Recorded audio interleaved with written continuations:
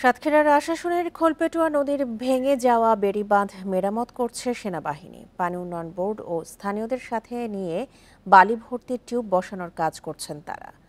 এছাড়া ৫৫ পদাতিক ডিভিশনের ইঞ্জিনিয়ার্স ব্যাটালিয়নের একটি দলও বাঁধ মেরামতের কাজে যোগ দিয়েছে। এর আগে সোমবার সকালে খোলপেটুয়া নদীর ১৫০ ফুট বেড়িবাঁধ ভেঙে বিছট, বল্লভপুর সহ ৬টি গ্রাম প্লাবিত হয়। বান্ডেল থাকলে প্রতি সেনমানিতে টাকা বাঁচবে। বিকাশ সেনমানি বান্ডেল কিনে জিতুন প্রতি লেনদেনে। এতে ৫,০০০ হেক্টর জমির বাগদা ঘের ও ১,০০০ হেক্টর বোরো ধান তলিয়ে যায়, ডুবে যায় শতাধিক বসতবাড়ি। ঘরবাড়ি হারিয়ে নিঃস্ব এসব পরিবারের দাবি টেকসই বেড়িবাঁধ নির্মাণের।